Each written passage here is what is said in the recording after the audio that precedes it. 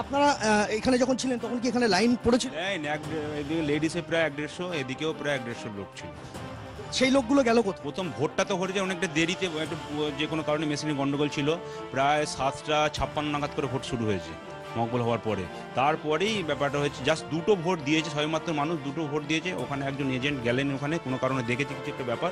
তারপরেই দেখছি হঠাৎ করে মারধর শুরু হয়ে গেল বাইরে। আমরা যখন দেখছি তখন অবস্থা খারাপ। এখনও বাইরে দেখুন গন্ডগোল চলছে বোধহয়। দেখুন কে কাকে মারছে?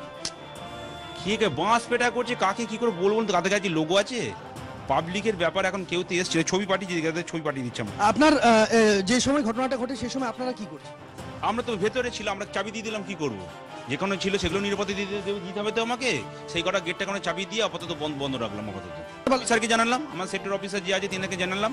2-3বার কাউকে তো ফোন পাচ্ছিল না, অনেক কষ্ট যদি পেলাম। তারপরে এলেন, তখন তো মিটে গেছে ঝামেলা। আপনারা কি আতঙ্কে এখন? এখন আতঙ্কে তো কোনো রকম, এখন আমরাই চিন্তা করছি আমরা কিভাবে বাড়ি যাবো। অস্ত্র কাঁধে রয়েছে, তাও আতঙ্ক। কি করব, আমাদের কি উপায়টা আছে? আমাদের উপায়টা কি আছে? আপনি দেখতেই তো পাচ্ছেন, দেখতে অবস্থা। অস্ত্র কাঁধে আছে, আর্মস দিয়ে লোড করেছি, তা সত্ত্বেও মানে গুলি করবো না কি করবো, সেই আমাকে তো অর্ডার একটা পেতে হবে।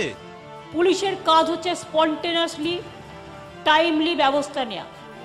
আমি প্রথমে জাস্ট গা বাঁচিয়ে চলবো, এটা কিন্তু হয় না। পুলিশ কখনো গা বাঁচিয়ে চলতে পারে না। পুলিশকে অলওয়েজ, আইসিরা মনে রাখবেন, অ্যালার্ট থাকতে হয়। কোনো ইনফরমেশন আসলে ইনফরমেশনটা গুরুত্ব দিয়ে দেখতে হয়। কালকে থেকেই আমাদের বললো যে নর্মালভাবে ভোট হবে, কোনো অসুবিধে নেই। তারপরে বললো এজেন্ট উদাও, বললো এজেন্ট থাকবে না, আমরা সব কিছু নর্মাল ভোট করবো, কোনো অসুবিধা হবে না। কিন্তু তারপরেই দেখছি যে মারামারি শুরু হয়ে গেল। এখনও দেখুন বাইরেতে বোধহয় ওই এই ভদ্রলোক কি যদি ছিলেন, ওর বলে আসতেই দিচ্ছে না বোধহয়। আমরা কোনো রকম আসতে এসেছি, আমাদের বাড়ি ঘরদোর কী হবে জানি না, পুড়িয়ে দেবে কি জানি না। এখন যাবো। পুলিশ রাস্তায় ঘুরে বেড়াবে, গুন্ডারা চমকাবে, ঠিক আছে? আপনাকে চমকাবে, আপনি চমকাবেন না। অনেক সময় কেউ কেউ সংবাদটাকে অতিরঞ্জিত করে ফেলেন, যেটা আমার একটুও ভালো লাগে না। যে আমাদের ছোট ছোট ভাই বোনেরা এসব দেখে তারা ডিপ্রেশনে ভোগে।